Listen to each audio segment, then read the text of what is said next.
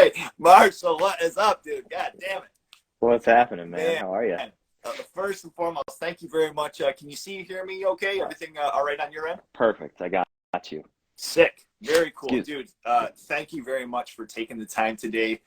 Absolutely radical, man. Absolutely radical. Memorydrip is fucking awesome. I cannot say enough about it, man. It is so sick. Thank you. Thank you so much, for the work. man. I really appreciate that. Hey, man, So, I don't have a choice. We just, we do what we do. So I guess you're welcome. I don't know.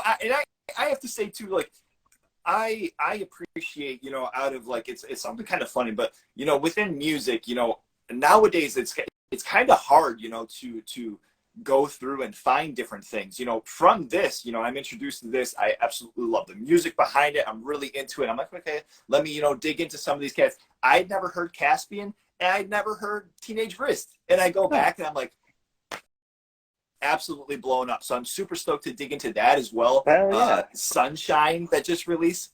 You can't get that hook out of your head. It's not going to happen. Jesus. Thanks, man. Great, dude. Thank you.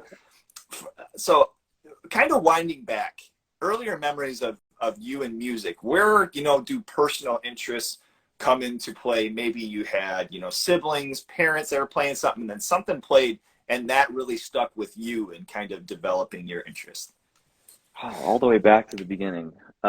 This is great too, because I just got into Denver and I'm staying at my parents' house right now. So I get to hang out in like my old, childhood room and see all my former shitty CD collection and all that sort of stuff. So awesome. I mean, I think it probably started, if not subconsciously, with my parents, because they're both very musically inclined. My mom loves music, plays a mean piano, although, you'd never actually hear or see her do it. And my dad's been just playing music since he was a kid, I guess. And so I grew up hearing him just, playing little songs around the house and going to see him play original shows, cover band shows, stuff like that growing up. So now, was he guitar? Yeah, he plays guitar. He's a rad singer. He kind of does everything. Like, yeah, he's a pretty great drummer too. Like, and so like I grew up with like, gear around the house a little bit. Like he had a little studio corner and like the unfinished basement, and like sometimes I would just go in there when I thought that no one was paying attention and just like check it out and like hit some drums and and then I had a friend named Clay who in like elementary school, I think like 5th grade probably, like was getting into music like kind of the same time that I was, and he started playing guitar, I started playing guitar, and so we kind of like dove in together and like started a band. And then the band was just us two, like for a second, it was just instrumental guitar music, which is sick. Hilarious. That's and like up our own asses like looking back on it, but we were 15, so we didn't we were just psyched to be playing, so nice. Yeah, and then it just kind of evolved from there. Now, within like these earlier times of you playing, and having Clay, as far as like playing guitar and whatnot, was there different, like moments where the two of you were kind of going back and forth, introducing maybe a song of like, hey, maybe we can try to learn this and then rip off a couple of riffs and, call it our own? Like, was that a pretty relevant thing, learning? That's all we did. Like, I mean, he had very much his own style, and he listened to so much, just across the board from one spectrum to the other, that like, he was very original for, the time. And then he got super into metal, so everything became metal, but, yeah, I mean, I started off just ripping people off 100%, like, learning other people's songs and like changing melodies ever so slightly to like, kind of fit my own like stupid lyrics. And, same thing with the lyrics. I don't know. I feel like that's how everyone starts though. Like no one just kind of like picks it up and is like, This is my own sound. You Yeah. know? Right. Right. Was there albums or were there CDs or different things that you were popping in, playing along with in these earlier times of learning, just maybe not even chords or anything, but just kind of like getting the hang of trying to play something? Oh yeah, definitely. So I started taking guitar lessons when I was about like 11 or 12, Mm. I think. And this guy Eddie was just like metal to the bone, like 80s LA Sunset Strip kind of guy. Oh shit. Okay. So, immediately I was infused with like a lot of Metallica, Van Halen. He went and did some deep cuts too, like Dokken and like all this other, Shit. stuff Okay. that I had never heard of. But I mean, yeah, that was required listening was like Metallica, Master of Puppets. Like, I learned that as soon as I possibly could. Um, 311 was a big one for me. That's, Oh, sick. kind Okay. of kind of where I started. Like, I mean, Tim Mahoney is still to this day one of my favorite guitar players ever. Awesome, man. So, yeah, I learned to I play a lot of always that love that stuff. he kind of infused that like heavy chunkiness into it, Hmm. and you don't even really necessarily notice it until you're kind of paying attention. It's like that riff is awesome. Yeah. Oh yeah. So many riffs. Holy Yeah. shit. It's like you can't touch it, and that gets glossed over with with Totally. a lot of people with that band. They're just like they hear the reggae smash hits, and they're like, oh, okay, whatever. This is a Sublime ripoff band, but they don't ever listen to the heavy shit. So, and I think it's something cool too, as far as like, because I've heard different times as far as within going and having lessons of some sort of having like a rad instructor. I've met, some people who have gotten into other, like arts or have gotten into other, like different, routes that are kind of adjacent to music. But, having a early instructor early on that was just a pain in the ass or whatever, completely broke, like, so it's always nice to hear somebody who's like trying to have fun with it and having a good time and just trying to let you learn basics along with, hey, here's a hot for teacher, try that. Yeah, That's yeah. I awesome. mean, you can always tell when they're like actually passionate about it, and like some people are passionate about it and just not meant to teach at all. Yeah, yeah, But that's true. like That's true. that's so many people. That's myself included, I think. Like I don't know. I taught kids and adults for like a long period of time, like during college and after college, while I was just kind of, before I got any like serious gigs or anything like that. And I don't know, like I enjoyed it, but a lot of it became like just babysitting basically. And like you can tell when the kids aren't into it. Oh yeah. And I didn't have any sort of formal like this is how you teach music like training. Uh-huh. So I'm sure that I just like botched it for so many kids, And I feel really bad about it, but you know, fake it till you make it, Oh they shit. say. I don't know. Yeah, right. Right. You gotta try at least, I mean, especially like it's kind of one of those things where if like the kids aren't like super into it, it almost feels a little pushed. And at that point, you just you have to have that energy. I mean, Yeah, there's so many times or yeah, it's even all things about like the energy. skateboarding or biking, it's like you have to have that drive, otherwise it's not gonna you're not Totally, gonna do an ollie or fucking any totally. of that shit. Totally. It's all about energy, man. That's you Yeah. you nailed it. Like this guy Eddie would show up at 9 a.m. on Saturday after like and you could tell like and I didn't know this at the time because I was young and naive, but like he'd show up just like hung over his balls and just and like you could tell it was just like, the energy was just sucked out of him from the night before, but then he had to do then like $20 a pop, God bless him. Um, Showed up at my door and was like, "All right, you ready?" I'll never forget this. His line was every single time for like 5 years, I think he showed up. He's like, "Are you ready to enter the wide, wonderful world of rock guitar?"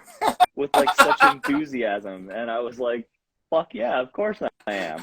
Who wouldn't be?" I mean, and like kind of a foreshadowing of like the future. Walking into a spot at 9 a.m., you know, on a Sunday morning, like you want to be in a band. There's going to be 8 times, maybe 9 times out of 10, you're going to be hungover as shit. Yeah, yeah, that was a glimpse into my future. Oh God. And I was psyched. I was like, all right, like I'm So here for sick. this. Yeah. Holy shit. That's great. I love that. I mean, so where does live music get introduced to you? Whether it was a big bill show, you know, maybe discovering your local music scene. How does that come about? Oh man. God, that's Um, fun. I think I'm trying to remember like the first. Okay, well, so the first proper show I ever went to was, and you know, I can see our manager on the thread here, like giving me shit already. Okay. It's, the first live show I ever went to was 311, and Oh, okay. Okay. for like my 13th birthday or something, my dad, like, again, God bless him, like took me and like 5 of my friends to go see 311. Yeah. And so that was my first like proper concert, and it was a good one to see because they rule live. Um, and then from there, uh, same guy actually, Clay, was like super plugged into like the scene at his high school in Lakewood, Hmm. and Denver at that point had like a pretty, I mean, and it still does as far as I know, but I'm super out of touch, but had like a really cool punk rock scene, like kind of under the surface. So like a Hmm. lot of these bands that were still in high school, kind of like, you know, moving into college, were like playing these crazy house shows. And um, so that was how I got introduced to like punk rock. Basically, it was through Oh, these, sick. you know, like my friend Clay would just come like pick me up from, you know, Littleton, like 30 minutes south of his place, drive me back up to Lakewood, and we'd go see these house shows. And there was this one band in particular called Humble Ari, and they were basically like, you know, high school college kids answer to like Fugazi or Oh, something, okay. Sure. but like, yeah, a little bit more like emo infused, I guess, and like, you know, way Sure. after the fact. But it was just like such high energy, like yelling, people moshing, and like they even had like weird like spoken word section. It was like super like screamo before, you know, anyone else That was the knew thing. what the fuck Yeah. screamo was. Okay. um yeah, I don't know. And so like that kind of shaped the rest of my experience, I guess. I was like, oh, this is what I want to do. I want to play house shows, you know, and I want to So be sick. sweaty in these tiny little rooms together. And that eventually, like, I don't know. And then I started seeing bigger bands like Goldfinger and Less Than Jake, and you know, shit like that. And that opened me up to like a whole a different world of punk rock. And Yeah, yeah, sure. it just kind of Okay. I mean, from went, from went from downhill from there. there. Yeah. Okay. From the, you mentioned as far as you know, like your dad having gear and having different things. Where you know, where does that interest in you know yourself playing guitar and actually forming your first band? How does that come about? Uh, Like Good playing question. I mean, shows wise. playing shows wise, I mean that took a minute. I think like it really started in high school, Mhm. just through, you know, just just meeting random people. Yeah. You know, like Clay was one of those guys, and we would just, you know, eventually he got a band together from like his high school, and you know, I became their like secondary guitar player or whatever, and we would attempt to get in on some of those house shows and stuff, and it was totally mismatched. Like there'd be this Okay. really cool punk rock band or this really cool ska band, and then us, like, Okay. and we were like this instrumental prog metal, like just I don't know, it was super weird. But then you know, I as I started meeting people in high school that like I had similar, you know, interests with, which took a while because my high school was it was pretty like sports forward, which Oh, okay. you know, I I found out later in life that that doesn't necessarily mean not music affiliated, Right. you know.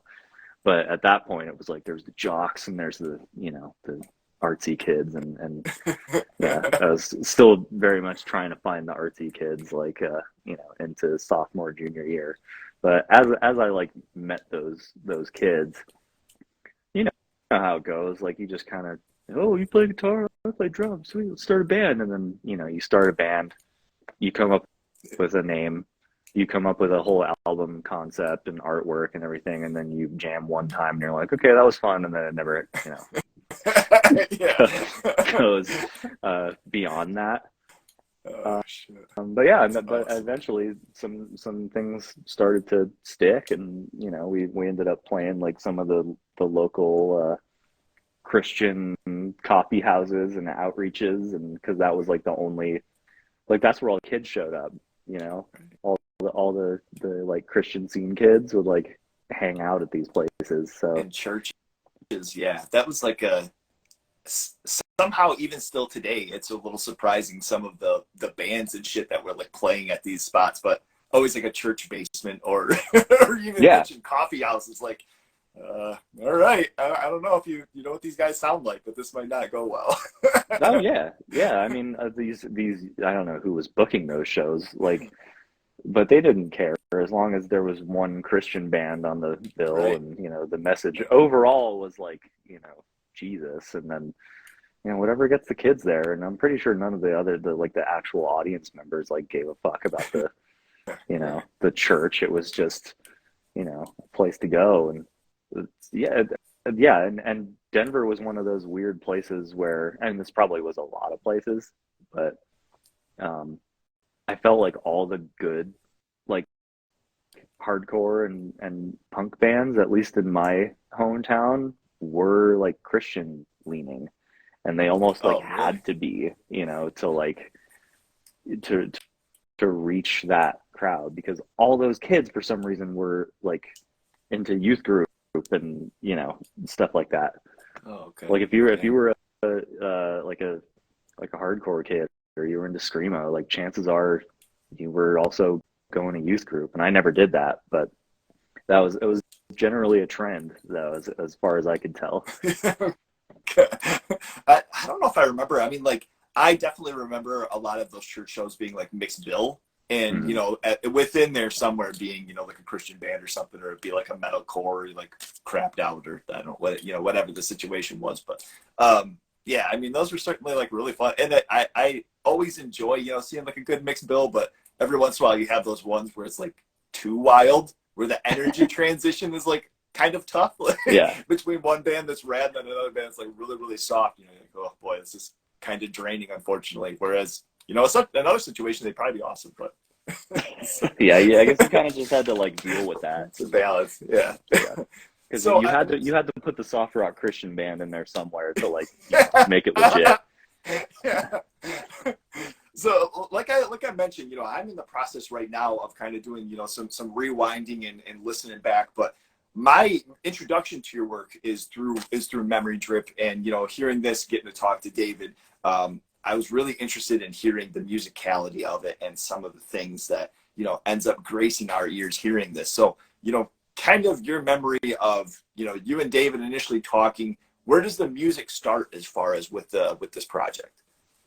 I mean, for me, it was pretty much like, I don't know. As soon as he hit me up, I was like, holy shit! Like, I have to start a band with this guy. Like, I have to at least ask, like what's going on. you know, he sent me that message, and he was like, I'm a big fan of like your band. And in my head, I was just like, that's insane. Like, I Yeah. don't know. Like, I literally have your band tattooed on my arm over here. So So sick. yeah, I don't know. And like that's the first place my mind went, was like, fuck, what if I could get like Dave to sing on a track or something? Like that'd be so sick. Like it'd be such a full circle moment or something. Like, you know, at least got to talk to this guy more. But yeah, I mean, he'll tell you too, pretty much immediately. I was like, so what are you up to musically, these days? And then from there, it like took a minute. It like, you know, because I live in LA and he's in Denver, so um, it was a while before we like had a session, you know, but we were sharing music like back and forth, and actually he's sent me so much music like right off the bat, just like playlist after playlist of just like really like some stuff I'd heard of, but also some deep cut shit that I never would have discovered, Mm. you know. Shit. And all of it I was just vibing with, like 100%. I was like, if I could start a band like where I didn't have to be the vocalist, like that would be exactly where I like all these things put together. Like it's connecting on every level. So um, it was really tough. It wasn't really tough. It was really I was very nervous. Like sending him something for the first time, you know, Okay. and it ended up like the first thing I sent him was like this.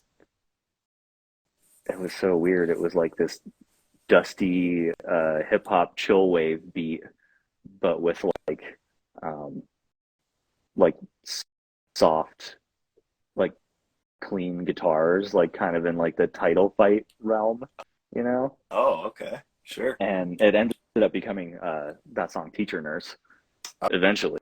Oh, shit. Okay. But yeah, that started off as a dusty hip hop beat. Now, like, so is this just from, you know, like some time in production and doing like beats and things, or was this your first time, you know, diving into that realm? I'd been doing that for a minute, like Okay. pretty much as soon as I got to Los Angeles, I kind of just like taught myself, I guess, how to, you know, like I got a shitty version of Pro Tools, and like I had so much time to myself because, you know, I knew people in LA, but you know, not enough to like take all my time, and you know, I didn't have a lot of money, you know, still don't, but uh, yeah, I spent so much time in my little studio apartment on my bed, just like, you know, trying figuring out how to do MIDI stuff and recording and sampling shit and just for fun. And yeah, eventually I was like, okay, fuck it. I want to like, you know, work with some other people and you know, see what can come of it.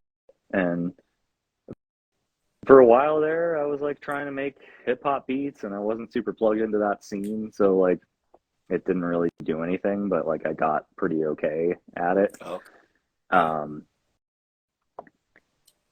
but yeah, I've been doing it for a minute, and like I still can't do it like, you know, like the pros do it. I've seen motherfuckers on MPCs just like, you know, right. Right. 15 minutes you've got like a fucking, you know, smash hit. I can't do that yet, but like, you know, I've got my own process, and it's, you know, it's weird and cumbersome, but uh it works. You know, it's a sound or It's whatever. it's funny because like I feel like within the, and by no means a professional or anything like that, but there's different times where like you're looking into how to fix something, and then you realize that there's like two other things that you're doing that are 6 or 7 steps way too many, but yet because you're still comfortable in that process, it's like I'm just gonna stick with how I do it. You know, it's Yeah, whatever. I can probably do it easier, but we'll just stick with this. I don't know if totally, you fall into totally. that, but Absolutely. I mean, well, somebody told me once, and this guy was a total piece of shit, and I hate quoting him on it, but he was like, how did he phrase this? Like, um, the quickest way to get somewhere is the way you know. And I was like, oh, okay. You know, and touche. he was talking about like driving directions, basically.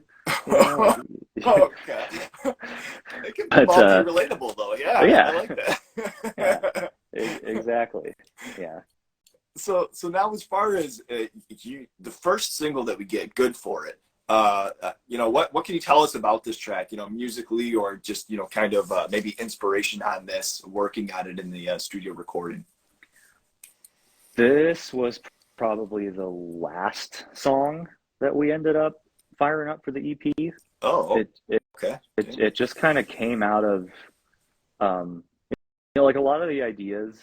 Like I would start with something, and then like I'd send it to Dave, and then Dave would like marinate on it for a while, and then we would come together and like a session because one of us would always have to travel, um, and we would work it out that way. But Good For It was one of the ones where we kind of just sat down and tried to come up with something together, like from the top down. And I don't remember what the inspiration was. I think we had just listened to the new "These Arms Are Snakes" song Oh, okay. that came out like a year or two ago, and I mean we have a shared love of that band. So I guess that riff, like that intro riff, was like semi like that world was the world I was trying to hit with that, which is that's kind of where I come from. Like I've spent plenty of time in bands that sound like that. So um yeah, and then it just started getting really heavy, and Dave whipped out the whammy pedal, which I had and I had like messed with before. Like it's on some of the earlier Teenage Wrist stuff, and now on some of the later stuff because I can't live without it. um, but yeah, he just started like fucking around with it, like turning the knob and like doing the whammy thing, and eventually he landed on some setting, and I was like, whoa, okay, that's it. Like let's stay in this lane, and it was so cool because he kept on like I would play something and it would be not quite in the pocket, or not weird enough, or not simple enough, but then he with his direction though, we eventually just got to that really simple, like borderline butt rocky sort of riff, but it was just weird enough to work, and yeah, that just became the whole song. That became the anchor for it, and then all of a sudden we were making something that was way heavier than any of the other shit that we had tried, and so we had to like make some of the other songs catch up to it by like adding some more aggressive vocal parts. And yeah, I mean it was like it really, that track really took our whole aesthetic to a new level after that, like a totally different world. That's awesome. I mean, I love hearing that. Like within that whammy pedal that you're talking, are you like talking during the verse there, like the real kind of echoey, but not too much? It's the like the big drop where like where Dave starts yelling and it starts doing that like low octave, like yeah. Oh, that okay. that thing. I was gonna ask what that was. Yeah, Okay. yeah. That's the whammy pedal. It's like it's the low octave on that, and then it goes to the like the whammy makes it go to the high octave. It's crazy. I love the effect. Shit. Okay, that's awesome. Is there other like effects that you have on top of that, or I mean, because I'm also interested in like the gear that you're using, for moments like this, but throughout. I mean, just a gorgeous, beautiful sound. Thanks, man. I mean that was the key for that song. That was like the only piece of gear that really mattered. But I for this project, I mean for most things actually, I try to not have too many options for shit. So I have like the modulation thing, like the whammy thing, like a chorus pedal, a distortion pedal, which I'm just now like regrettably getting into distortion pedals. Like I always before would just use amp distortion, and then now I'm finding it like necessary to like figure out which distortion pedals are good, because they're not all they're not created equal. Yeah. at all, especially for like, you know, the different kinds of sounds that I have to go between for like each project. Um, and then I have the same like blue sky reverb pedal that I've been using for like 10 years for the shoegaze stuff. Oh shit. Okay. Yeah. Dang. Yeah. Now, were the like some of these pieces were these pieces that that you would saw from people that you admired, or just kind of fell into hearing somebody else at a music shop? How are you discovering those? Usually just either by word of mouth or just pure coincidence. Like, Okay. um, in some cases, it was like producers that we were working with. Like the I think the whammy even for instance was like we were struggling on Chrome Neon Jesus, the Teenage Wrist record, Oh to yeah. like there's a guitar solo that I was really struggling with, and I was like, no, this sounds just like a dumb like, you know, wanky solo that like any dickhead guitar player would play. Like we need something to make it weirder.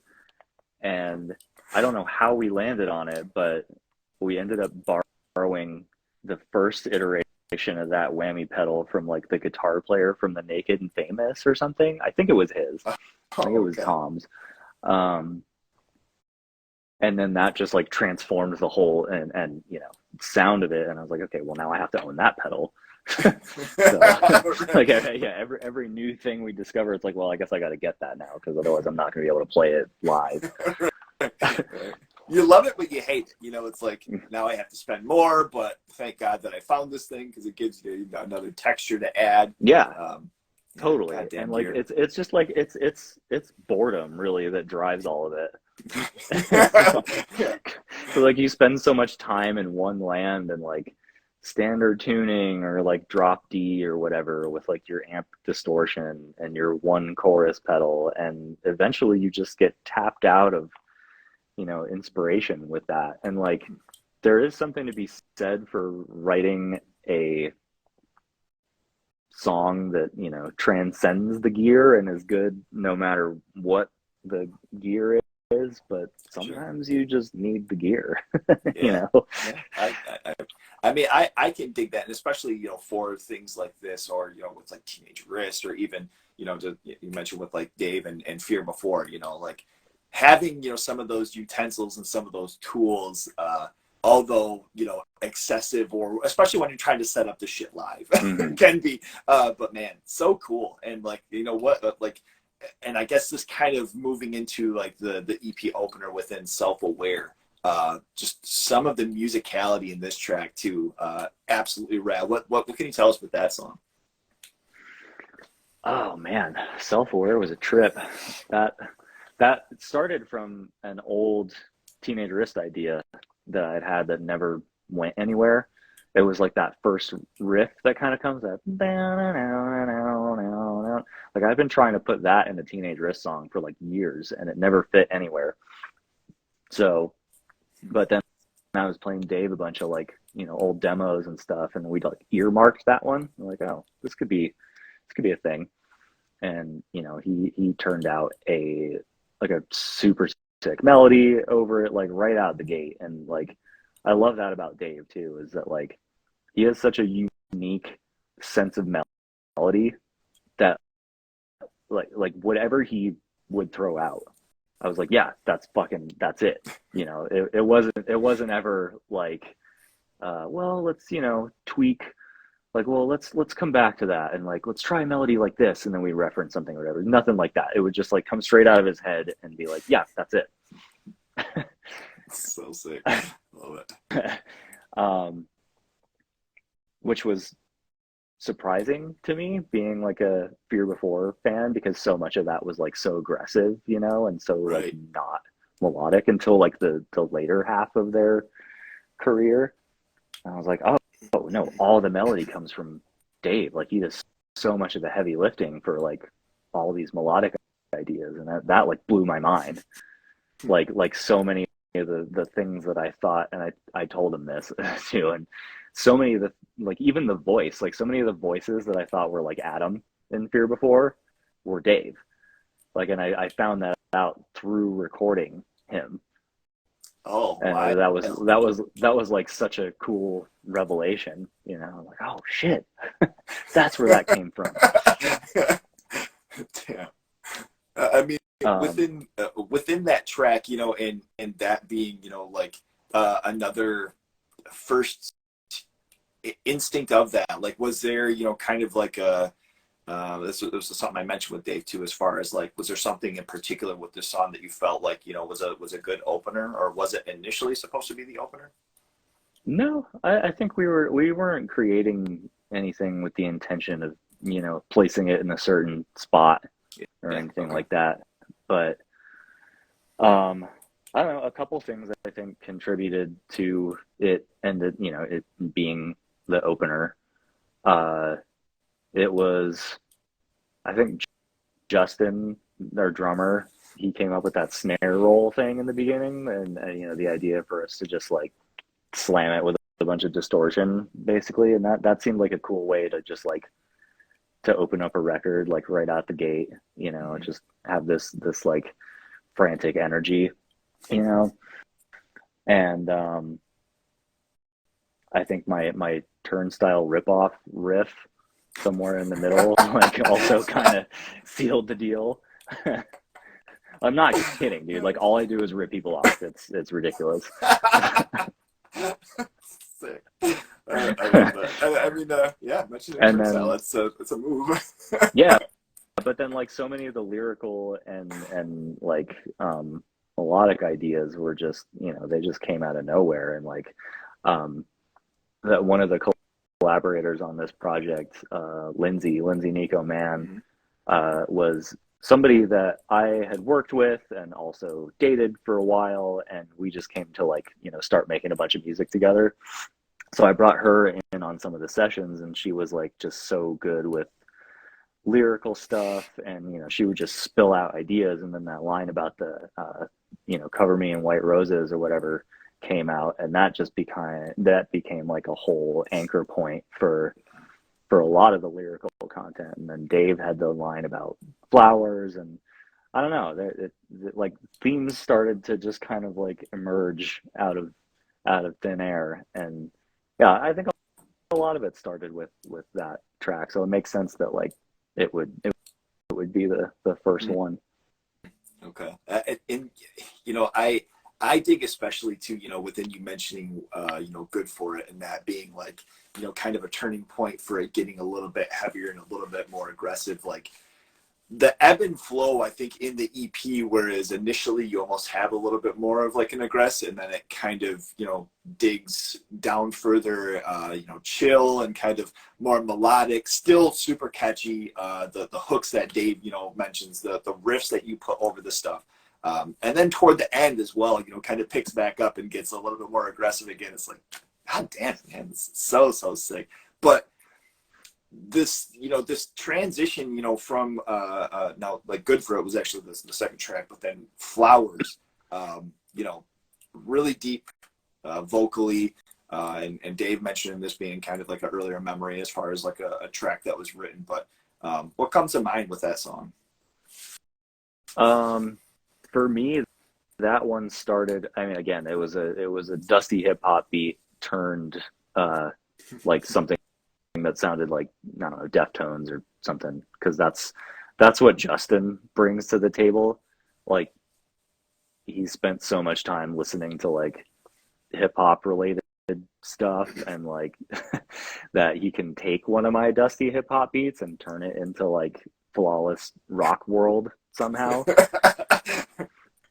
So but that one started, I was just alone one day, and I was like walking from like our little rehearsal space slash studio. It's hard to call it a studio because it's like it's very much just a pile of gear in a room somewhere in like Glassell Park.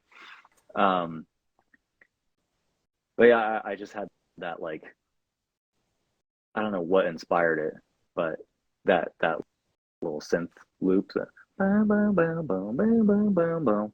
Like I just had that going around in my head, and I like voice memoed it, you know, came back, basically just put that down, and like it was really simple. It was just that and like bass chords, and then I sent it to Dave, and I don't know, it just blossomed from there, I guess. Like that was one of the ones where he just came in, right away with an idea.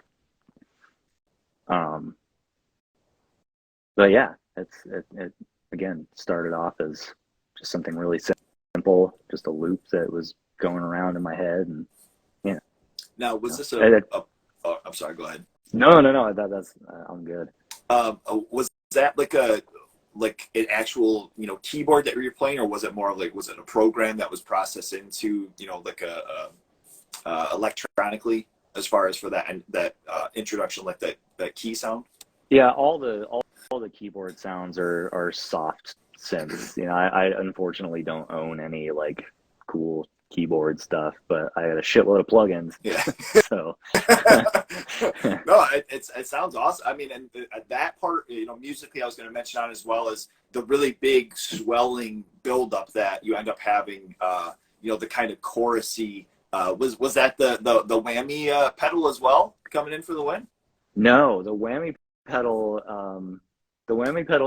came in for the win on Teacher Nurse though as well.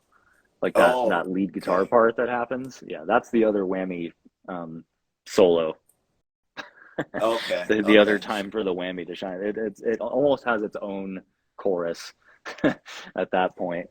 We were just like, oh, that's the melody line. Like, we're not gonna come up with anything like, vocally over this that like outshines it. So, but for Flowers, I think what you're hearing is the EBO.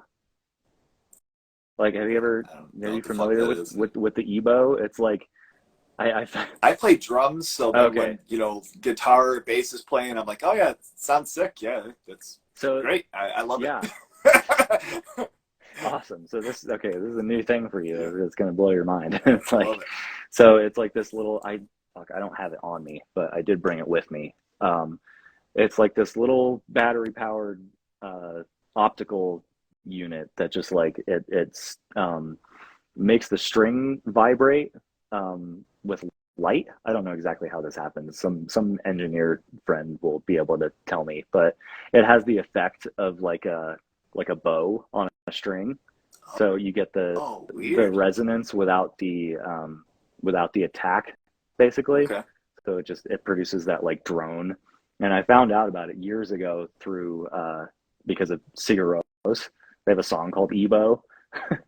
And I think it employs that effect somewhere, and it's just like all that droney kind of stuff that you hear in that music, like that's EBO for sure. Oh, Dave says it's a magnet.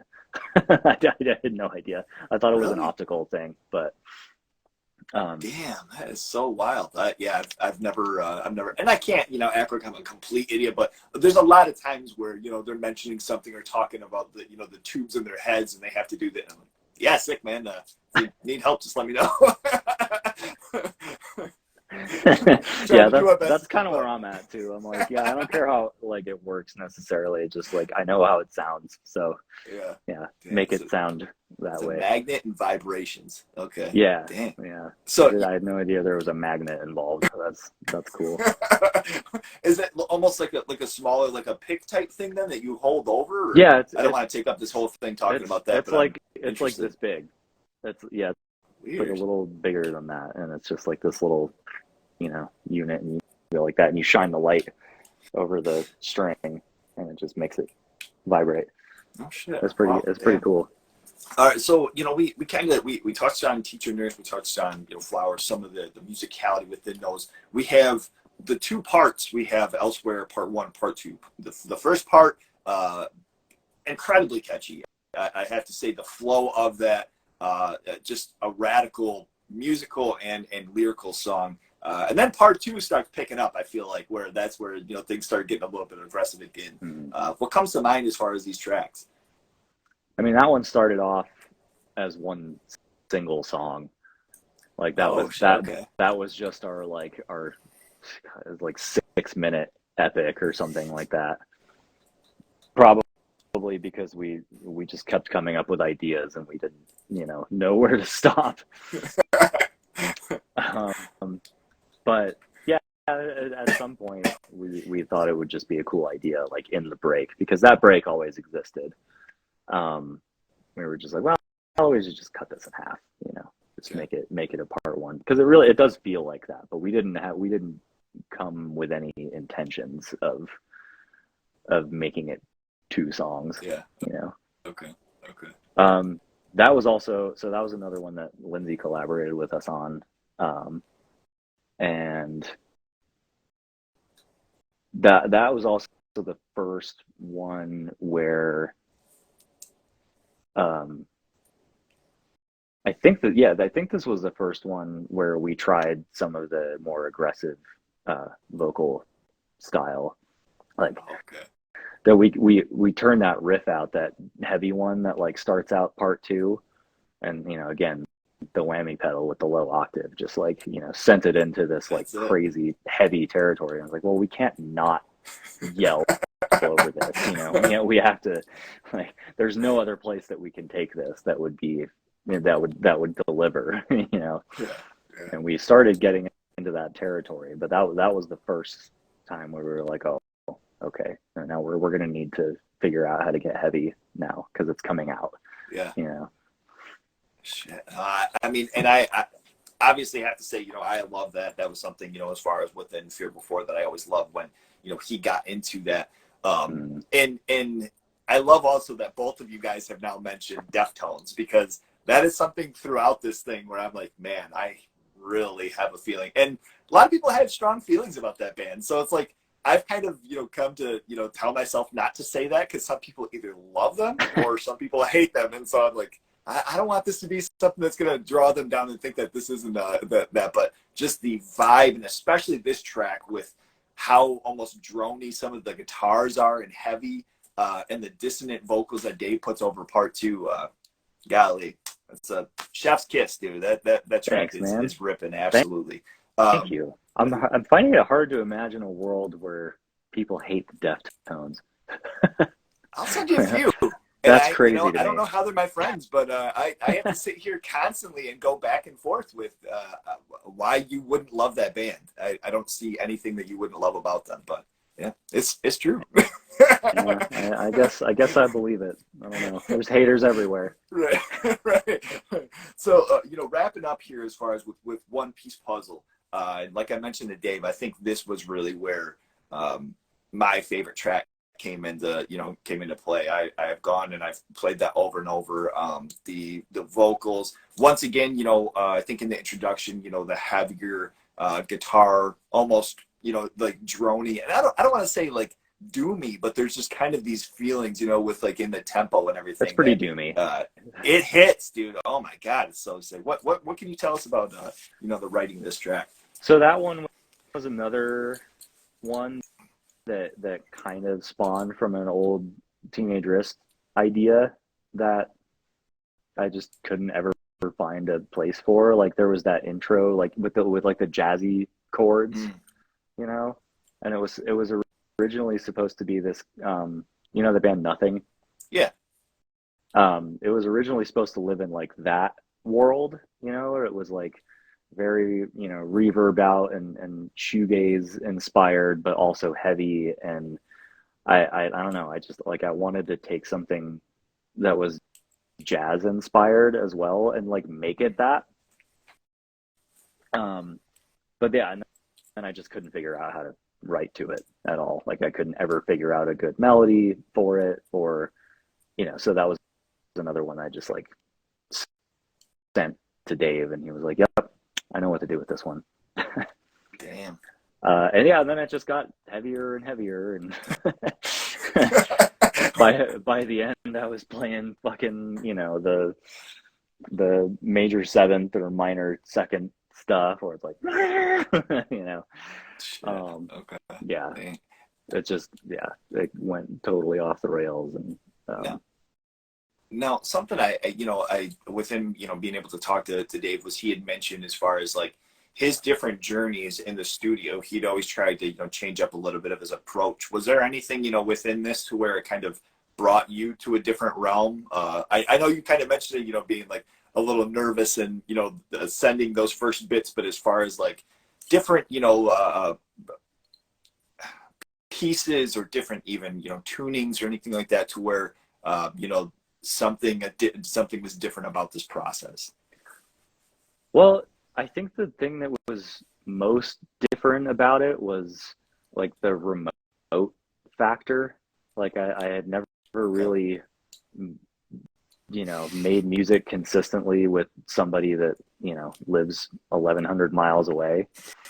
So that was, you know, it was kind of frustrating, like not being able to work on it all the time, you know, but it ended Okay. up being really good because we could do something and then just kind of like step back from it and look at it for a while. Mm-hmm.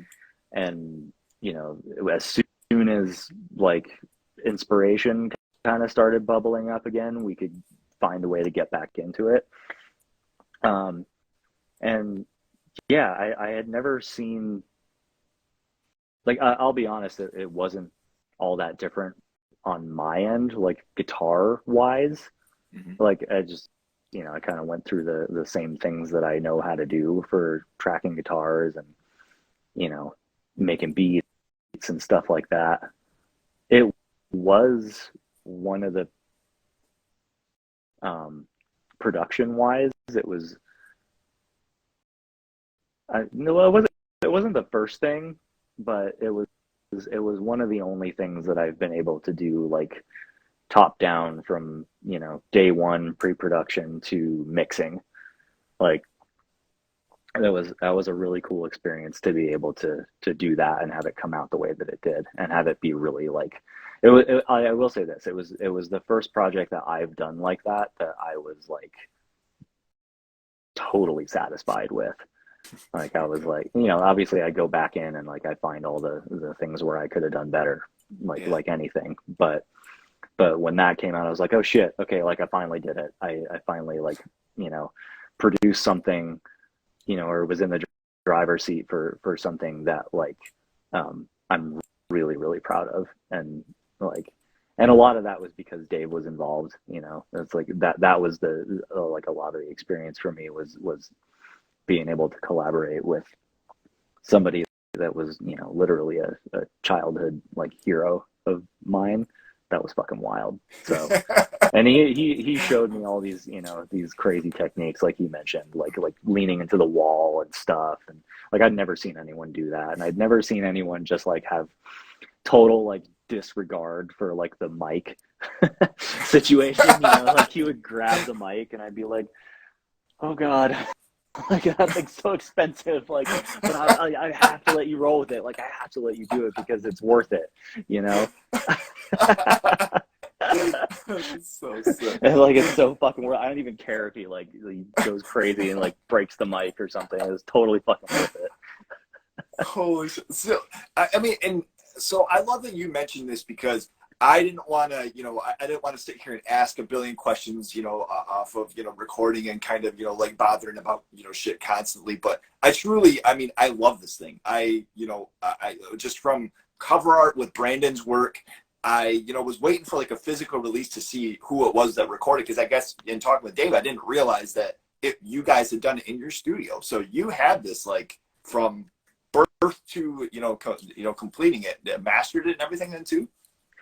We didn't master. So what happened was all the pre-production was done, um, just us, like in a couple of different little DIY studios. Like I have my little space in LA, and then when I would come to Denver, my friend Nick has a spot, who's playing bass for us actually, Nick Crawford.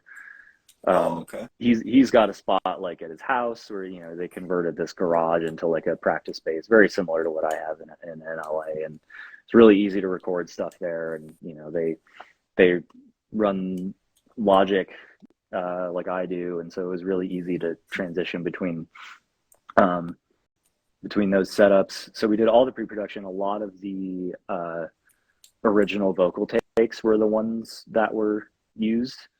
Um, Oh, because we just, we had like kind of captured the moment a little bit, and like, there were a few parts where we did better, like on the second time around, but a lot of them were, the original ideas. But then, so when we figured out that we needed to do like a live band for it, we booked a studio in Denver called Black and Bloom, and the house engineer there, Kyle Talev, did the engineering for that. Okay. So all the drums and the rhythm guitars we did there, and they have like a really great live room and like some cool amps that I, kind of covet. Like they have this Soldano Decatone that's just been like my favorite shit forever. Like for like amp distortion, it's just one of the most beautiful, like dirty tones that I've ever encountered. And so we took advantage of that, and then all the lead guitars and bass were also done at my spot. Oh, okay. Okay. I mean, was there any of these tracks? I know that you mentioned, kind of them growing and adding, different bits. Was there any of these songs that started completely different than what it was that you wound up as far as the final product? Totally. Teacher Nurse was just like, that went through so many different iterations.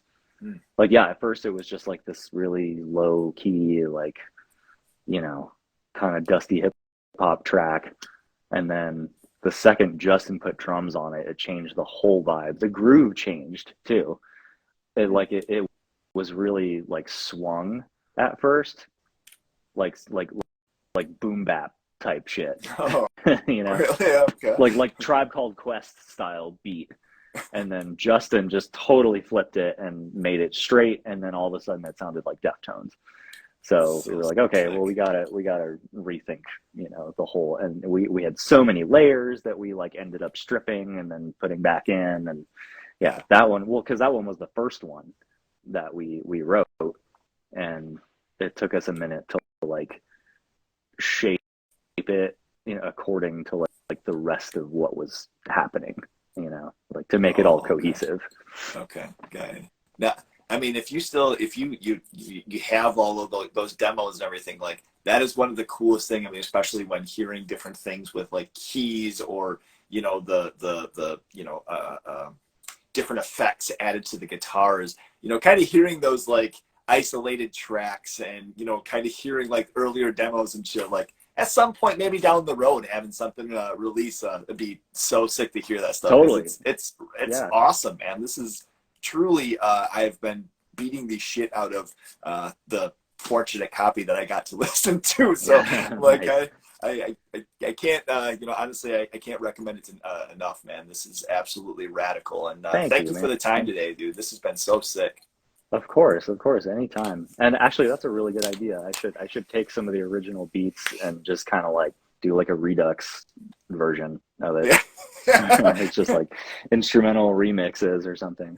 That would be cool. Now, you mentioned like Justin, kind of coming in with like his flavor and his attack to it. But did you have like MIDI drums then that you would put over every track before for the idea? And he was just like, we're gonna go Deftones.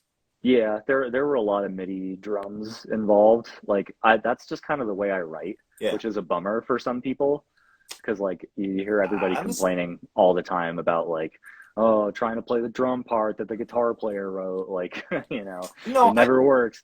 But like I just have to like write that way. I don't just hear riffs without drums. So regardless of whether it stays or not, like that's just the way that I like end up doing things. And he requested too that, well, like when he was learning the tracks, I send him everything without the MIDI drums, which I thought was cool. I was like, oh, okay, yeah, like that makes sense. Like he wants to interpret it how he would interpret it and not just learn my parts, which I'm just like totally down with. But yeah, it all started with like some of my, hacked out ideas. And speaking from, I think, from like the angle of playing drums, maybe initially it was a little weird, just because you kind of feel like that it's like, okay, well, this has to be that. But I think over time, honestly, I've grown to actually appreciate it because there's different times where somebody says, and I mean, I'm sure that you fall into this, where you're in a studio or you're in a practice space and you're talking back and forth, and someone's like, "No, I want you to do this." It's like, I'm literally fucking playing what you're telling me to play. Like, what are you looking for right now, dude? Like, what are you talking about? And then you actually hear something that's like, "Oh, okay, yeah, you're talking something that's like snare bass as opposed to bass snare, and Right. I have to turn this around." Okay, Yeah. now I get Yeah, it. yeah, yeah. Yeah, So it I definitely helps appreciate with it. that. And it helps that like I don't know, like I've spent enough time with drummers and I understand drums, so like I can kind of speak drum, Yeah. you know? Okay. And It's like appreciated. I can kind of be like, oh, put the accent on like the and of whatever. And so like I like I don't know. I spent enough time like in, you know, like doing music school shit that like I can kind of hit that rhythmic world like if someone needs to, me to break it down and Yeah. like it an extreme last resort is like I can sit down and try to play it and it'll be awful but it'll get the idea And get it. across. Right. You know? Right. Yeah, that's great.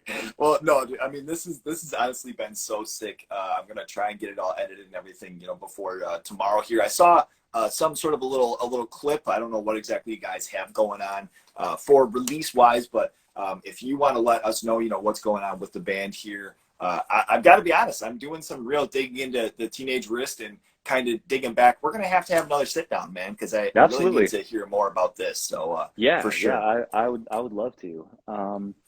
So yeah, tomorrow the full album is dropping. The full EP is coming out, and So we have a stoked. video queued up, and Sick. Okay. we have some shows immediately following. We kind of did that like sort of on purpose. It was we wanted to get the record out as soon as possible because so we got offered the Gatsby show in LA and then that became So like rad. because we were like we have to do that like we can't do it without having music out, Mhm. so like we got to at least have some singles out by that time, so we just kind of like set that as the anchor point and um, made everything else kind of revolve around that for better or worse. Like the rollout's been a little like clunky because like we're doing it all ourselves and like you know there's been certain things that we wanted to come to fruition that didn't, and some of it was like a little bit rushed, but like it's all good, like it's all coming out, and this is yeah, this is the week for us. This is like full EP, video, 3 shows, and then now we're a real band. So sick, man. I'm truly I'm like super excited for you guys. It's kind of funny because just next week my wife's going to Denver and I'm like talking to her about like I have to work, but I'm like, Oh, God damn it, there's all these cool, and you were mentioning like the Denver like hardcore scene is still a thing. Like there's some great stuff going on, but then you guys and having these shows in California, I'm just like, I might have to get a flight out to catch one of these because dude, hell this yeah, this EP man. is fucking awesome. Fucking It's absolutely incredible. take off work, Super. dude. Get out here. Yeah. No, I have to say, Marshall, once again, thank you so much, man. I will have this edited up and I'll probably try getting it out for tomorrow, to accompany all of the rad music that you guys are releasing. This has been awesome, dude. Thank you Awesome. so much. No, thank you. I appreciate it. Totally. All right, man. You take care. All right, you too. See ya. See ya. You're so lo-fi, lo-fi, a whole guy, yeah. Lo-fi horror guy has been recorded in front of a live studio audience.